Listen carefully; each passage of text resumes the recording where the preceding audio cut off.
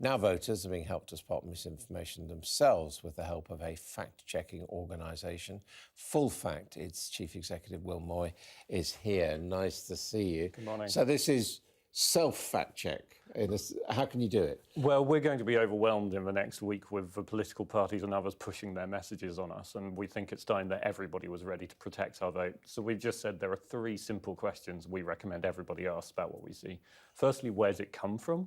Do you know the source? Do you trust the source? Do they have an agenda? If you can't find a source, search for it. Sometimes things have been bubbling around for ages that are untrue. And that, of course, is easier with digital technology. It really is. And if you want to check out an image or something like that, there's a guide on our website at fullfact.org/toolkit on how to do reverse image searching and find the source of images. So that's question 1. Where's it come from? Second question is what's missing? It's amazing how many people will share stuff online when they've only seen a headline and they haven't clicked through to see what else is going on. So before you send something to all of your friends, to all of your family, have a look and just click through, see what's missing. That way you can stop being played for a fool by people who'd like to. But the biggest question, and this is the thing we've really realised in the last couple of years, is how does it make you feel? We know that people who are pushing misinformation and disinformation are trying to wind you up to get a rise, to get the result they want. So often something that's winding you up might be trying to manipulate you. That's the time to stop and think before you share. Who is doing this? Is this external agents who are perhaps over-enthusiastic supporters of a particular party, or are the parties themselves actually implicated in this? It's both. In the last election, we saw a lot of outriders and volunteers and individuals just putting stuff online, making their case, sometimes honestly thinking it was right, but just getting their facts in a twist.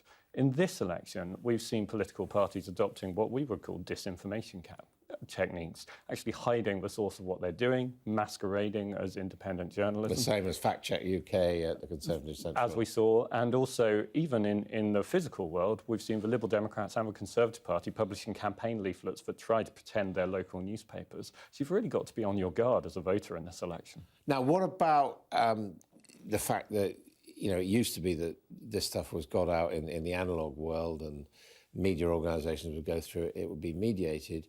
Now, because of the internet, you can just put it out direct. You don't need the media. Exactly, and it's much, much easier for our top politicians to avoid answering questions that they don't want to be asked. That's a real problem for all of us, I think. There are 2 big changes with the internet. One is we're surrounded by information. It's hard to know what to trust. So actually finding sources you do trust and relying on them is important.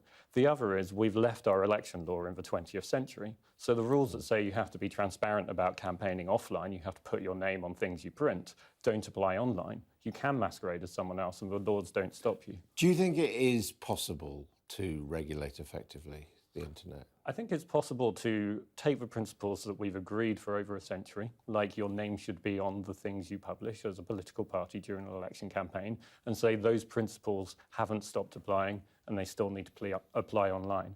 I think it's possible to say that online advertising, which isn't like offline advertising where everybody sees the same thing. It's very different. What about, it's just an example. I've had an email in from criticising our coverage from Proud Granny 24, not identified as a person, putting it out there. Can we move to a situation where private citizens, if you like, are identified as to who they are? Well, I think that's a really big question. And it's a really good example of where there are real trade-offs between free speech, your ability to say what you like online and be who you like online, and reducing some of the harms that happen online. What we've seen so far is that Parliament has ducked those questions. So instead of deciding how our election law is shaped through open, democratic, transparent processes, we've outsourced those questions to the CEOs of American internet companies. We can't do that much longer. And at the moment, are we losing? The battle for truth and facts, are we losing? We're fighting, and we need to keep fighting harder. Well, thank you very much indeed for joining us.